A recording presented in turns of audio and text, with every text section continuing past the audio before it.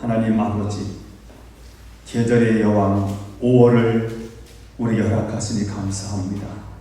사방에 아름다운 꽃이 피어나고 향기가 진동하고 있는 이 5월, 얼핏 보면 꽃은 저절로 핀 것 같지만 모든 꽃송이는 저마다의 어려움을 이겨내고 피어나는 것을 우리가 꼭 기억하게 하옵소서. 주님, 우리 자신도 가정도 믿음의 공동체도 시련 앞에 쉽게 굴복되지 않게 하시고 견디고 견뎌서 끝내 아름다운 꽃을 피워나게 하옵소서. 때때로 비바람이 불어올 때 흔들릴지언정 꺾이지 않게 하시고 믿음의 뿌리를 더욱 깊게 내려 주님께서 주신 힘으로 다시 살아나게 하옵소서. 말씀 들고 서사오니 말씀의 종으로 써주시고 오늘 말씀이 우리의 심령 속에 하나님 강한 하나님의 말씀으로 임하게 하시고 오늘도 하나님 우리에게 주시는 말씀이 능력되어 아멘 되게 하시고 하나님께 영광을 돌리며 우리의 삶을 주여 복되게 하여 주옵소서. 예수님의 이름으로 기도하옵나이다. 아멘. 할렐루야. 여러분 사랑합니다. 사랑합니다. 오늘은 어린이들입니다. 옛날에는 어린이의 인격이 없었습니다. 아이,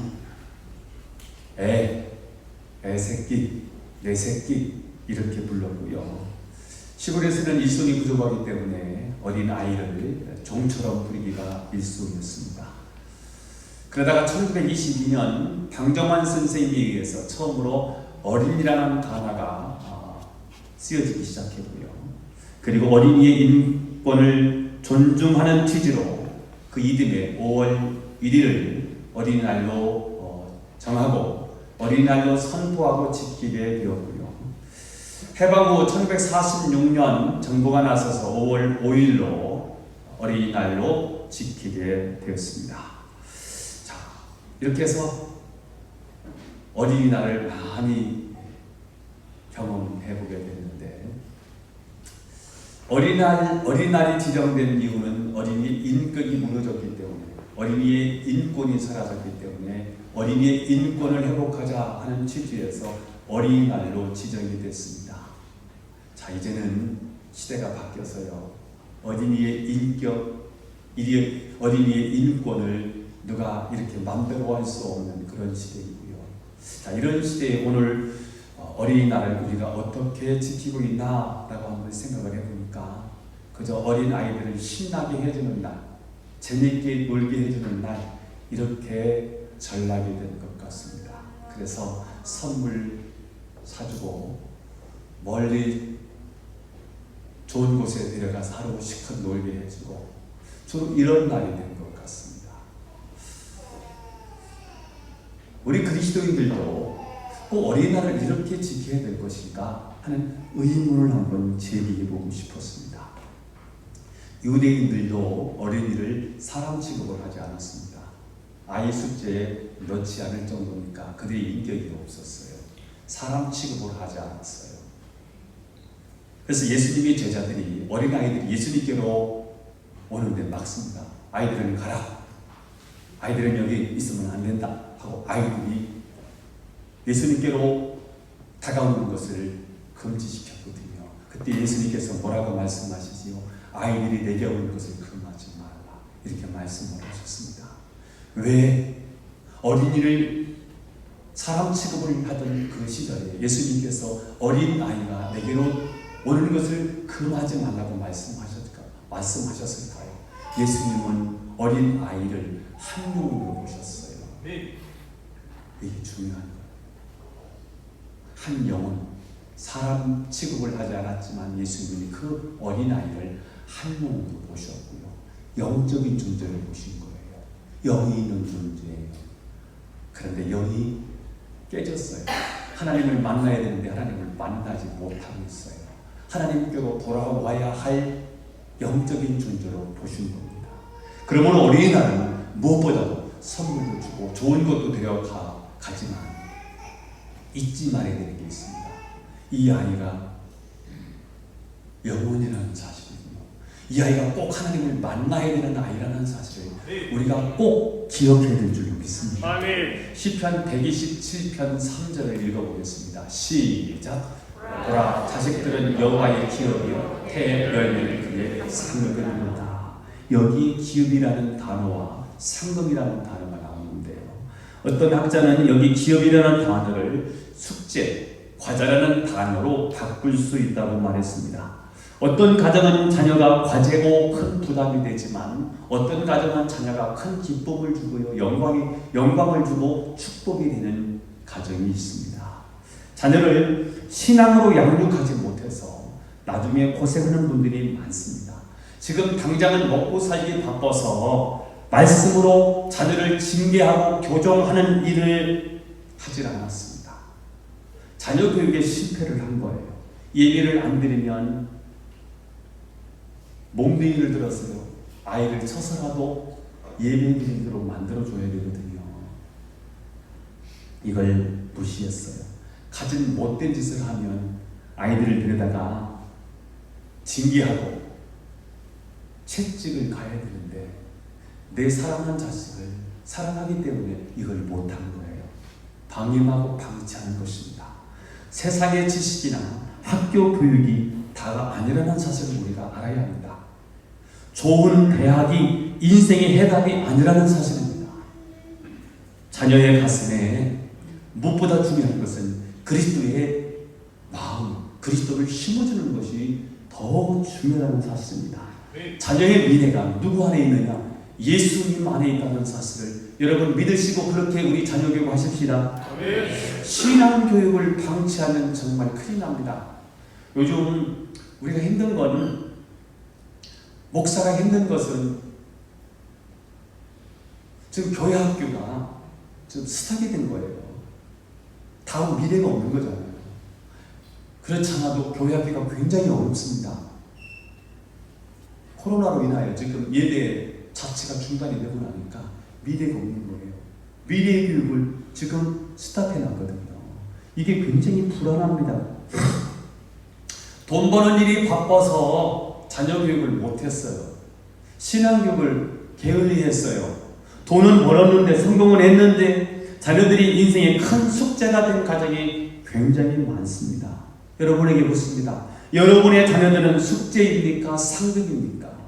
자녀 양육 굉장히 중요한데 자녀 양육은 저절로 되지 않습니다. 부모의 간섭이 절대적으로 필요해요. 여러분 여기 자녀 키우는 어머니 아버지 계시고요. 그 다음에 앞으로 결혼해서 자녀를 낳고 키워야 되는 다음 예비 신랑 신부들 있지 않습니까? 자녀 잘 키워야 되는데요. 요즘은 부모가 귀찮고 할 일이 많으니까 스마트폰 하나 사주고요. 애들 그냥 놀으라는 거예요. 게임하고 놀으라는 거예요. 2시간이고 3시간이고 4시간이고 애들이 거기에 파묻혀 있습니다. 큰일 납니다. 어렸을 때 예수의 마음을, 예수의 복음을 심어주지 않으면 나이 먹으면 이건 안 되는 겁니다. 어려운 것입니다. 그러니까 어렸을 때 스마트폰 사주고 게임 하게 하고 내가 할 일을 하면 안 됩니다. 반드시 부모가 아이를 간섭해야 됩니다. 개입해야 됩니다. 방치하면 안 됩니다. 나중에 지옥 자식을 만들게 됩니다. 그 자식 돌아올 거야. 못 돌아온다니까요. 중고등학교를 지내면서 그때 신앙을 놓치잖아요. 그러면 걔는 이미 예수를 믿었으니까 다음에 들어올 거야. 그 굉장히 어려운 거예요. 언제 들어오느냐? 병들어서 들어오고요. 죽을 때 들어와요. 참 안타깝지 않습니까? 그래서 저는 어린이주의인데 애들 선물 주고 좋은 데 데리고 가고 구경시켜주고 좋아요. 그거 하지 말라는 말이 아니고요. 그러나 세상 사람들이 가는 그대로 가지 마시고 우리는 좀 달라야 되는데 그들이 누구냐? 영혼입니다. 하나님 만나야 되는 영혼이라는 사실을 기억을 해야 합니다. 그래서 그의 가슴 속에 예수의 마음을 심어줄 수 있기를 예수님 이름으로 축복합니다. 자, 이제 우리들의 신앙입니다. 여러분의 신앙은 어떻습니까? 신앙은 반드시 잘하고 신앙은 성숙해야 합니다. 그러나 이 신앙도 역시 저절로 자라지 않습니다. 심야 용어 중에 성인 아이라는 말이 있습니다. 성인 아이. 신체적으로는 벌써 자라서 어른이 됐는데 이 아이가 장성해서 아이 짓을 하는 거예요. 욕심을 부리고요, 보채고요, 사소한 거 가지고 싸우고요. 어린아이예요. 이 인격이 자라지를 못했어요. 성인 아이가 육체적으로는 신체적으로 자라서 결혼 정년기가 돼서 결혼을 했는데 이 아이가 인격이 자라지를 못했어요. 성인 아이가. 그 아이가 결혼을 하잖아요. 그 가정이 건강하지 않아요. 금방 깨져요. 왜냐하면 결혼해서 아이 짓을 하기 때문에 그래요. 교회도 마찬가지입니다. 교회 오래 다닐수록 신앙이 성숙해야 되는데 신앙이 성숙하지 못한 채 십수년이 시간이 흘러가면 그 아이가, 그 교인이 성인 아이가 될 수 있습니다. 그러면 그 성인 아이 때문에 공동체가 대단히 어려워지는 거예요. 그 교회가 바로 고린도 교회입니다. 사도 바울은 고린도 교회를 향해서 편지를 써보냅니다. 고린도전서 13장 11절을 읽어보겠습니다. 시작. 내가 어렸을 때에는 말하는 것이 어린아이와 같고 깨닫는 것이 어린아이와 같고 생각하는 것이 어린아이와 같다가 장성한 사람이 되어서는 어린아이의 일을 하려니라. 어렸을 때 생각하는 거 있지요. 어렸을 때는 생각이 짧습니다. 깨닫는 것이 둔합니다. 그런데 장성하니까 우리 인격도 잘하는 거잖아요. 그런데 고린도 교회 성도들이 이게 잘 안 된 거예요. 그래서 편지를 써서 아이디스를 버리고 장성한 신앙의 장성한 분량을 갖추라는 거예요. 그렇게 권면을 하고 있습니다. 자, 오늘 하나님께서는 우리가 신앙이 성장하지 못하도록 성인 아이가 되도록 만드는 일을 하나님이 안타까워하십니다. 그래서 성인 아이가 되지 못하도록 하나님 우리의 삶을 간섭하세요.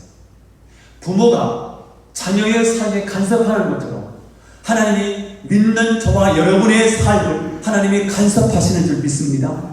자, 오늘 본문은 예수님께서 마음이 무너진 채로 가만히 내어두면 성인 아이가 될 수밖에 없는 베드로를 찾아가셔서 그를 만져주시는 장면이 요한복음 21장에 기록되어 있습니다.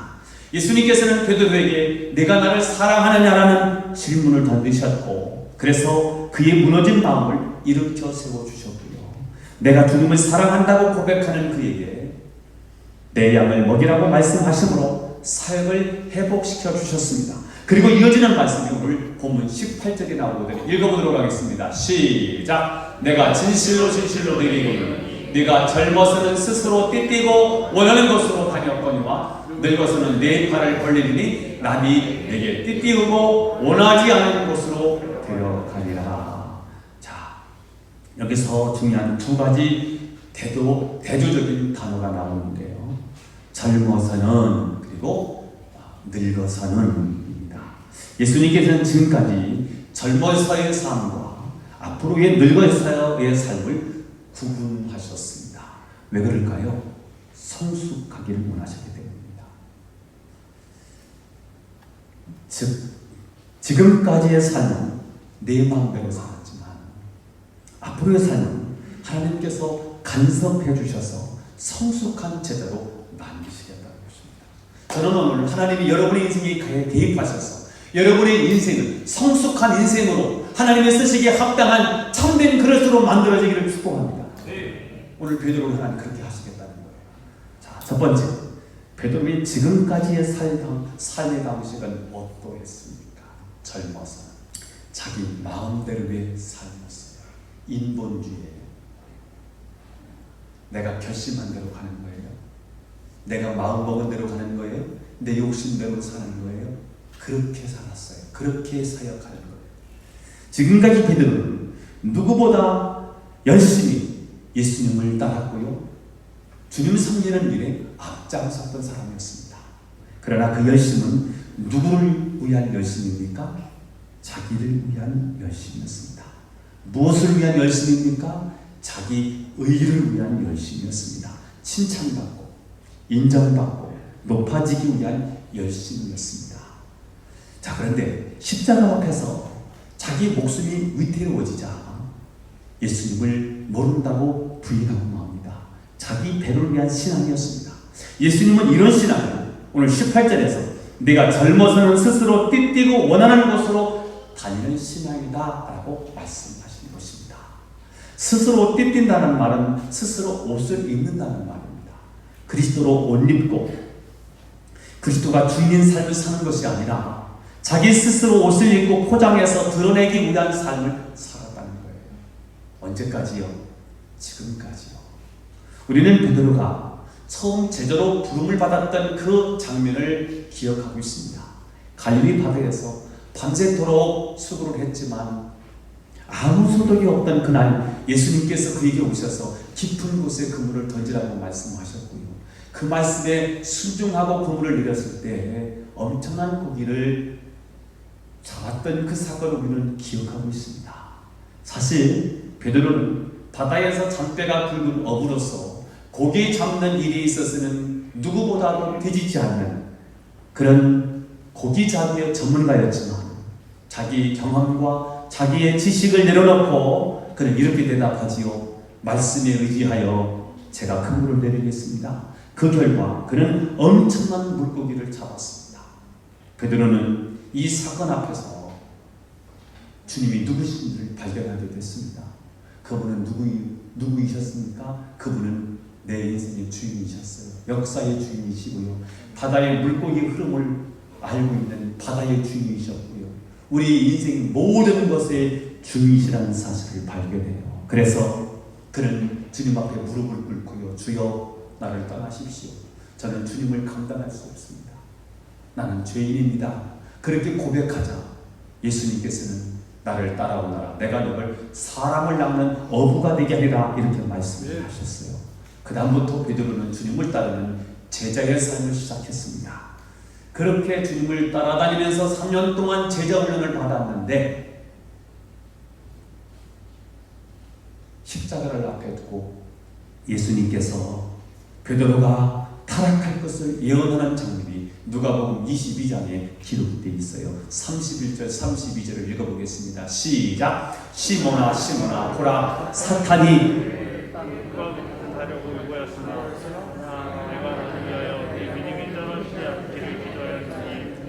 너를 돌이킨 후에 내 형제를 굳게 하라. 자, 베드로는 수제자였지만 인간이 얼마나 연약한가를 계시하는 순간입니다. 그러나 자기 앞에 얼마만큼 커다란 시험이 기다리고 있는지 알지 못하는 베드로의 장담을 33절에 기록되어 있습니다. 읽어보겠습니다. 시작. 그가 말하여 주여 내가 주와 함께 오게도 죽는 데도 가기를 각오하였나이다. 마태복음에는요 다른 제자는 다 버려도 저는 주님을 버리지 아니하겠나이다 이렇게 기록되어 있어요. 예수님은 베드로보다 베드로를 더 잘하셨습니다. 아니 베드로를 향한 사단의 도전이 얼마나 더 세고 이 도전 앞에 베드로가 얼마나 연약한가를 아셨습니다. 사탄이 니를 까부러듯 하려고 너를 요구하고 있어. 내 영혼을 자꾸 달라고 해. 내가 너를 위해서 내 믿음이 떨어지지 않도록 기도하고 있었단다. 이렇게 말씀을 하셨어요. 자, 그런데 베드로는 지금까지 그의 신앙이 여전히 나의 결단과 나의 결심 때문에 여기까지 올 수 있었다고 착각하고 있었습니다. 그러나 예수님께서 뭐라고 말씀을 하십니까? 내가 내 믿음이 떨어지지 않도록 내가 기도하고 있었다. 내가 여기까지 올 수 있었던 것은 내 힘이 아니라 내가 너를 위해서 기도했기 때문이다 라고 말씀을 하셨습니다. 그렇습니다. 주님의 궁휼하심, 주님의 자비하심, 주님이 은혜를 베풀어 주시기 때문에, 주님이 우리를 붙잡아 주시기 때문에 우리는 우리의 연약함과 무기력함에도 불구하고 사실은 우리가 여기까지 신앙을 지킬 수가 있었습니다. 우리 신앙이 여기까지 올 때는 수많은 아픔과 고비들이 있었어요. 굴곡들이 있었어요. 그런 과정을 통해서 오늘 내가 이 자리에 서 있고요. 오늘 여러분이 그 자리에 앉아 계신 거지. 자, 그런데 아직도 깨닫지 못하는 베드로는 내가 주와 함께 오게도 죽는 데도 가기를 준비하였습니다 라고 큰 소리를 쳤습니다. 그런데 그 말이 떨어지기가 무섭게 예수님께서 이런 예언을 하셨습니다. 누가복음 22장 34절 시작. 이르시되 베드로야 내가 내게 말하노니 오늘 닭 울기 전에 내가 3번 나를 모른다고 주기하나. 그런데 정말 이 말씀대로 베드로는 예수님을 3번씩 모른다고 해요. 3번씩이나 예수님을 모른다고 부인하자마자 닭이 2번 울었고요. 닭이 2번 울자마자 그는 옛날 몇 시간 전에 주님이 하셨던 바로 그 말씀, 내가 닭 울기 전에 나를 3번 모른다고 부인할 거야 라는 말씀이 생각나서 괴로워서 밖에 나가서 통곡하며 울었다고 성경은 기록하고 있습니다. 자기의 장담이, 자기의 결심이 여지없이 산산조각나는 순간이었습니다.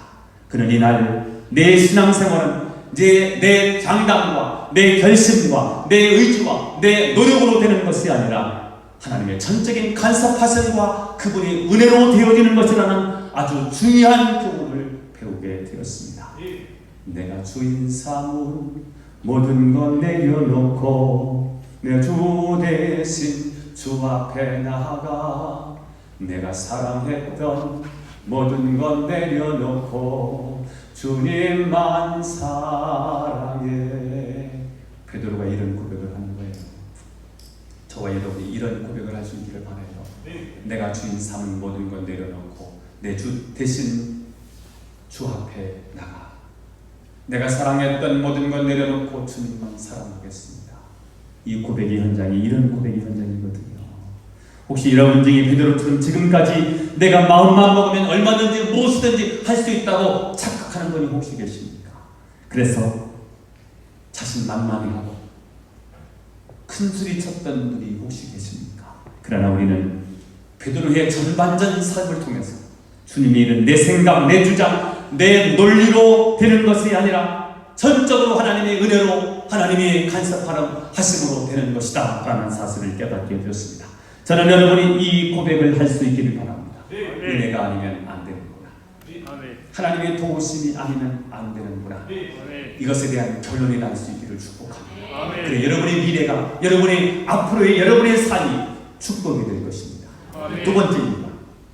베드로가 앞으로는 어떻게 살 것이라고 말씀하는 것입니까? 앞으로 하나님께서 베드로의 삶을 어떻게 인도하신다고 말씀하십니까? 하나님께서 일단 베드로를 간섭하세요. 이게 중요하다니까요. 하나님이 우리 인생에 찾아오신 택한 자를 하나님 찾아오세요. 저와 여러분을 하나님이 사랑하셔서 택하셨다면, 그래서 자녀 삼아 주셨다면 여러분의 인생이 하나님이 찾아오실 거예요. 찾아오셔서 여러분의 인생을 여러분 마음대로 살지 않도록 여러분의 인생을 간섭하기 시작할 거예요. 내 힘으로 하면 내 힘만 나가지만 주님이 개입하시면 주님의 능력이 나가서 그 삶이 능력이 되도록 축복이 되도록 하나님 우리를 만들어 주실 거예요.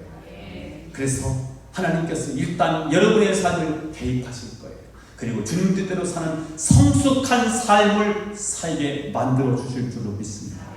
하나님 베드로를 그렇게 만들어 가세요. 18절을 읽어보겠습니다. 시작. 늙어서는 내 팔을 벌리니 원하지 않는 곳으로 데려간다. 여기서 남이 내게 띠띠운다는 말은 남이 옷을 입히고 남이 인도하는 대로 간다는 말입니다. 즉 나중심적인 삶에서 타인 중심적인 삶을 살게 될 것이다 라고 말씀을 하시는 것입니다. 다시 말하면 이제는 너를 위해서 살았고 네 마음대로 살았지만 이제는 남을 위해서 살게 될 거야. 베푸는 삶, 나눠주는 삶, 다른 사람의 영혼을 책임지며 사는 그런 성숙한 삶을 살게 될 것이다 라고 말씀을 하시는 것입니다. 젊어서는 내가 내 마음대로 다녔을 것이다. 내 충동대로, 내 욕심대로, 내가 느끼는 대로, 내 마음대로 그렇게 살다가 마음대로 내 스스로 넘어지고 예수를 믿으면서도 마음대로 살고 예수님을 나의 주님이라고 고백하면서도 여전히 내가 혈기를 부리고 내 자신의 의리를 가지고 그렇게 살았지만 그러나 늙어서 이제부터는 부활하신 주님을 만나고 난 이후의 너의 삶은 늙어서는 내 마음대로 살 수 없도록 내가 내 인생 속에 들어가 너를 억지로라도 붙들어 줄 거야. 네가 풋길로 가지 못하도록 내가 막아줄 거야. 이렇게 말씀하십니다. 그래서 너는 이제 늙어서는 더 성숙하고 성숙해져서 이제는 영적인 거장이 되고 영적인 어른이 되어서 다른 이들의 필요를 위해서 헌신하도록 내가 내 삶을 인도해 줄 거야. 지금까지는 적기 때문에 내 혈기만 믿고 날뛰었지만 앞으로는 내가 성숙해져서 내 기질대로 내 마음대로 이제는 안 될 거야. 이제는 다른 사람의 필요를 위해서 헌신하는 삶을 살도록 내가 내 인생에 간섭해 주마. 내가 너를 친히 주장해 주마. 어떻게? 하나님 어떻게 내 인생에 개입하셔서 주님 뜻대로 주님 말씀대로 순종하면서 주님의 축복의 사람으로 만들어 주실 건데요.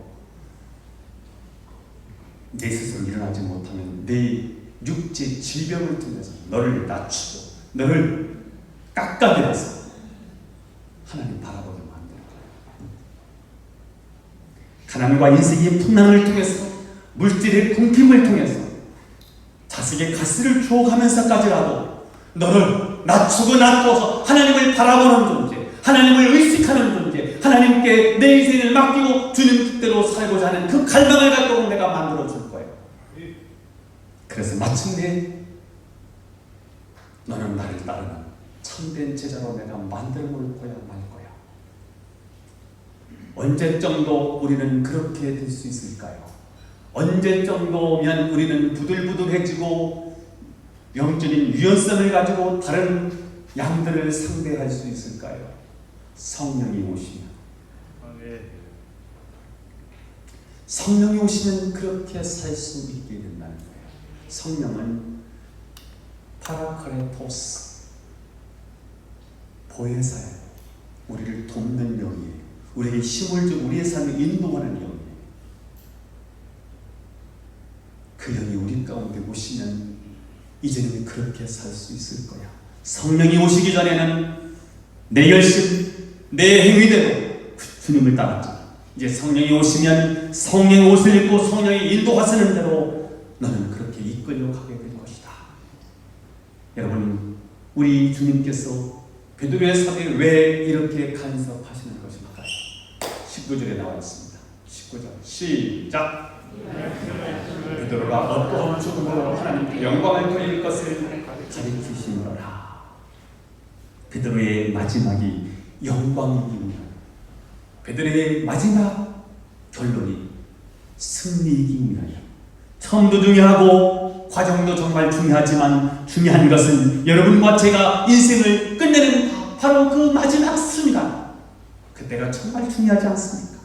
그 마지막 결산이 영광이고 그 마지막 결산이 승리이기 위하여 내가 이제부터는 강권적으로 내 인생을 간섭해 줄 거야. 여러분, 하나님 떠났는데도 불구하고 아무렇지도 않다. 그거 사생아입니다. 교회 안 나왔는데도 괴롭지 않다. 그거 사생아입니다. 코로나 때문에 교회 그동안 못 나오다가 오늘 오신 분이 계시지요? 교회 안 나오니까 견딜 수가 없었습니까? 교회 안 나오니까 마음이 불안하고 빨리 주님께로 돌아가야 되는 마음이 있었습니까? 주님이 부르신 하나님의 택한 하나님의 백성인 줄 믿습니다. 하나님을 떠났는데도 불구하고 아무 감동이 없다. 아무 마음에 부담이 없다. 그거는요, 버린 자식이지요. 그건 사생아지요. 정말 하나님의 사람은 하나님이 책임져 주세요. 하나님이 여러분의 인생을 이끌어 가실 거예요. 진짜 택한 백성이고 하나님의 백성들은 하나님이 하나님의 사람으로 살아가실 거고 하나님이 간섭하실 거예요. 몰아가실 거예요. 푸른 초장으로 하나님이 몰아가시듯이 하나님이 여러분을 그렇게 몰아가시는 줄로 믿습니다. 성령님이 우리 가운데 보내주신 이유가 그거예요. 예수님은 우리와 똑같이 육체를 가지고 계시기 때문에 장소의 제한을 받으세요. 시간의 제한을 받으실 수밖에 없어요. 육체를 가지셨기 때문이에요.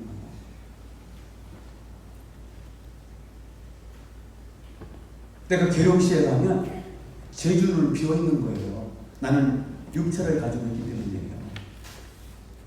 내가 이건규 장로님을 만나는 시간에 최동환 장로님을 만날 수가 없는 거예요. 최동환 장로님 만날 시간에 이건규 장로님을 만날 수가 없어요. 왜요? 저는 시간과 공간에 제한을 받고 있기 때문이에요. 예수님이 우리 육신을 가졌기 때문에 예수님의 구원이 굉장히 제한적일 수밖에 없었어요. 예수님의 간섭이 굉장히 제한적일 수밖에 없었어요. 그런데 예수님의 이 사역이 바로 예수님이 우리를 돕는 사역이잖아요. 그래서 예수님도 역시 파라클레토스예요.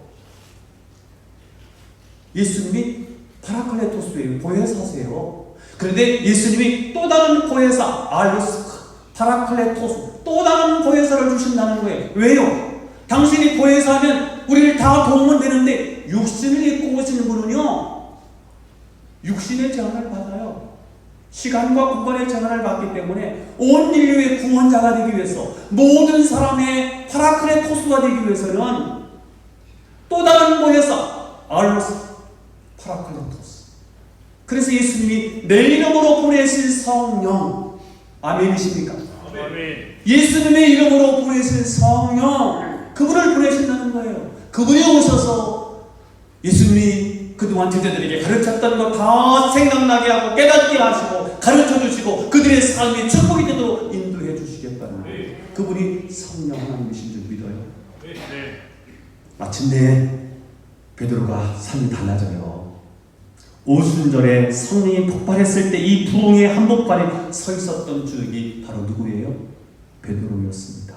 이제는 그는 피상적인 자신감이 아니에요. 내 힘으로, 내 능력을 의지하면서 내가 할 수 있다, 이런 게 아니에요. 자기 연약함을 알고 엎드려서 성령의 능력을 힘입고 하나님의 도우심을 의지하면서 그는 세상을 변화시키는 열정적인 사도로서의 삶을 살아가게 되는 것입니다. 저는 여러분이 베드로처럼 여러분의 사역에 하나님이 간섭하시면, 여러분의 인생에 하나님이 개입하시면, 여러분을 성숙시켜서 하나님의 사람으로 만들어서 베드로처럼 그렇게 쓰임받는 이 시대의 주인공이 될 수 있기를 예수님의 이름으로 축원합니다. 자, 하나님 우리를 이렇게 인도하신대요. 우리를 간섭하셔서 우리를 성숙한 사람으로 만들어 놓고 우리를 쓰신대요. 그런데 경계에 있습니다. 뭘 거부해요? 사명을 거부하고요, 도피하고 싶은 그런 유혹이 우리에게 있다는 거예요. 베드로는 어린 양을 맡았어요. 주님의 양을 맡았어요. 다른 양이에요. 다른 양들은 다 누구라고요? 사람이에요. 사람을 맡았어요. 그들의 영혼을 감당해야 돼요. 저와 여러분 모두는요, 예수를 믿는 그 자체가 다른 영혼에 대한 책임이 있는 거예요. 믿으시면 아멘. 아멘. 예수를 믿는다고 하는 것은 전도에 대한 다 부담이 있는 거예요. 예수를 믿는다고 하는 것은 주님의 양을 쳐야 되는 사람이에요. 주님의 양을 감당하는데 부담이 돼요. 그래서 십자가는 거예요.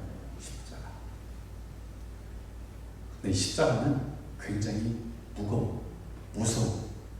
치욕스럽기도 해요. 때로는 죽기보다도 싫어. 근데 그 십자가를 져야 돼요. 그래야 주님의 양을 칠 수 있는 거예요. 문제는 뭐예요? 사랑을 거부하고 싶어. 십자가를 지고 싶지 않아. 예수님도 그랬지 않습니까? 이 잔을 진행하게 해달라고요. 우리가 그런 유혹이 있어요. 도망가고 싶어. 그래서 핑계거리 찾고요, 합당한 합리적인 이유를 찾고 이 문제를 누군가에게 집어넣고 나는 빠져나오고 싶어요. 책임 전가를 하고 싶은 거예요. 자, 본문 20절, 21절을 읽어보겠습니다. 시작. 베드로가 돌이켜 예수께서 사랑하시는 그 제자 따르는 것을 보니 그는 만찬석에서 예수의 품에 의지하여 주님을 따르더라. 어떤 자더라. 21절. 이에 베드로가 그를 보고 예수께 여짜오되 주님, 이 사람은 어떻게 되겠사오나이까. 베드로는 앞으로의 삶, 이제 늙어서의 삶, 성숙해서의 삶, 그의 삶이 순결하는 사실을 알게 된 거예요. 죽음이라는 사실을 알게 된 거예요.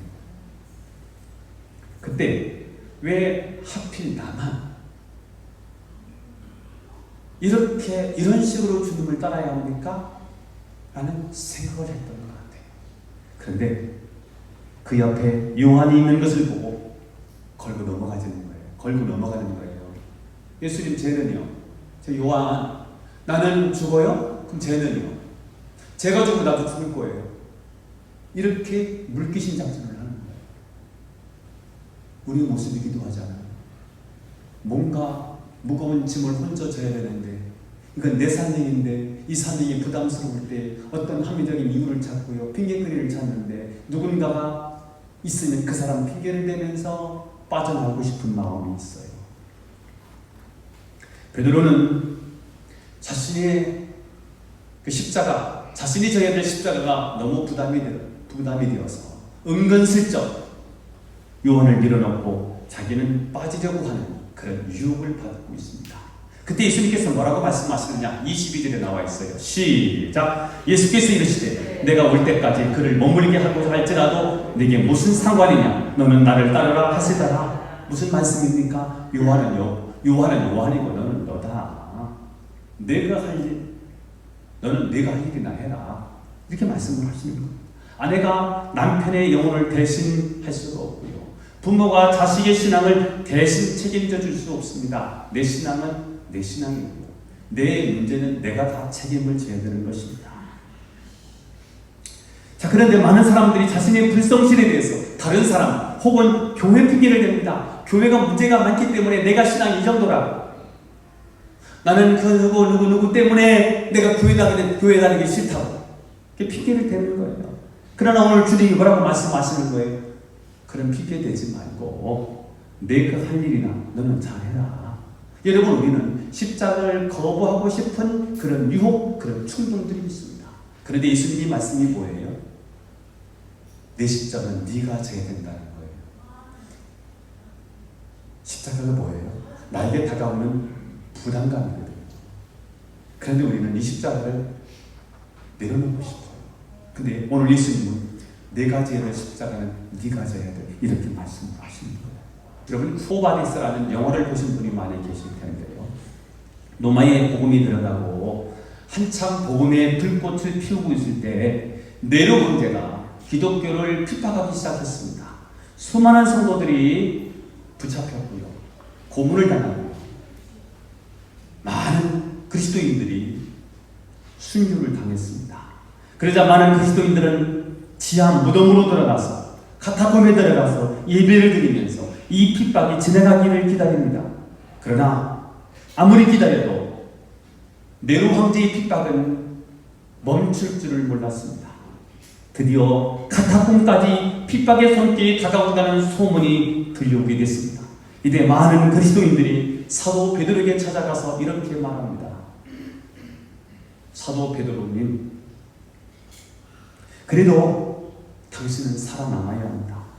이것만이 아니라 저 소아시아 지방과 유럽에 같이 가서 계속적으로 복음을 전하려고 하면 당신만은 살아남아야 합니다. 어서 피하십시오. 어서 도망가십시오. 라고 말합니다. 그 말을 듣고 결국 베드로는 도피를 감행합니다. 노마를 등지고 이제 피난을 떠나게 됐습니다. 그때 이른 아침 노마를 등지고 길을 가고 있는 베드로에게 부활의 주님께서 나타나셨어요.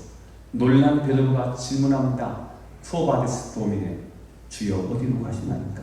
그때 예수님은 내가 버리고 온 저 노마를 위해서 내가 다시 십자가에 못 박혀 죽으러 간다.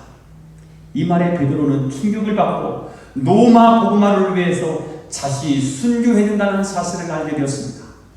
그리고는 다시 노마로 가게 됩니다. 전설에 의하면 다시 노마로 들어간 베드로는 거꾸로 십자가에 못 박혀 죽었다는 전설이 들려지고 있습니다.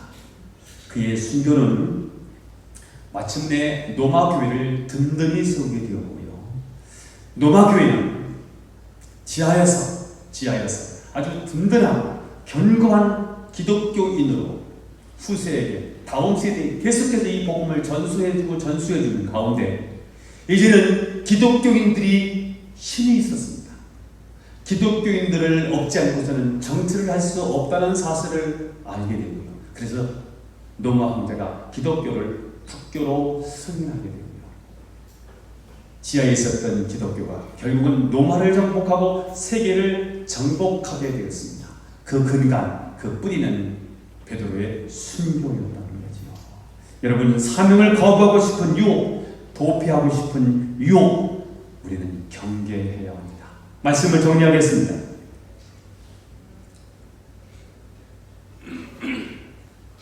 베드로 사명자입니다. 전반전은 어떻게 보냈습니까? 주님의 이름을 부르지만 내 마음대로입니다. 내 뜻대로입니다.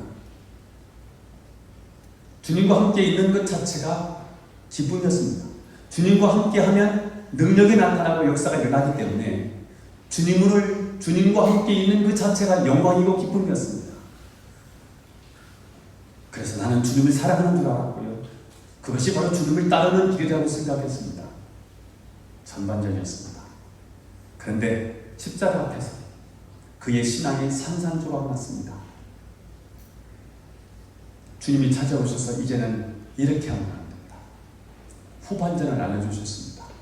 이제는 늙어서는 이제부터는 너희의 믿음이 성숙해야 된다. 네 힘으로 하면 안 돼. 네 능력으로 하면 안 돼. 네 마음대로, 네 욕심대로, 네 기질로, 네 성격으로, 네 지식으로, 네 경험으로 사역은 이루어지지 않아. 이제부터 사역은 내 힘으로 해야 돼. 내 능력으로 해야 돼. 하나님의 능력으로 해야 돼. 이렇게 알려주십니다. 그래서 앞으로 사도 베드로의 사역은 성령의 부으신 사역, 성령이 역사하시는 사역이 시작돼요. 거기 열매가 있어요. 거기에 로마 교회가 있어요. 로마 교회가 전 세계를 정복해요. 유혹이 있어요. 지고 싶지 않아요. 도피하고 싶어요. 경계를 듭니다. 저는 어린이 주일을 맞이해서 어린이 교육도 잘해야 되겠지만 우리의 신앙이 어린아이로 남지 않고 성장하고 성숙해서 이제 주님이 원하시는 주님의 사역을 감당하기 위해서 성숙함으로 사역을 감당하는 저와 여러분이 될 수 있기를 예수님의 이름으로 축원합니다. 기도하겠습니다. 하나님 아버지 감사합니다. 말씀을 주셨기에 감사하고 이 말씀 붙잡고 어린이 주일에 우리가 승리하기를 원하되 어린아이 믿음으로 잘 양육하게 하시고 우리의 신앙이 점점 성숙해서 아이의 짓을 버리고 장성한 믿음을 갖추어 성숙한 자로 살아가게 하옵소서. 베드로처럼 어린아이의 신앙으로 머무르지 않게 하시고 자라고 성숙해서 주님이 원하시고 주님이 기뻐하시는 뜻을 따라 주신 사명 등이 감당하게 하옵소서. 예수님의 이름으로 기도하옵나이다. 아멘.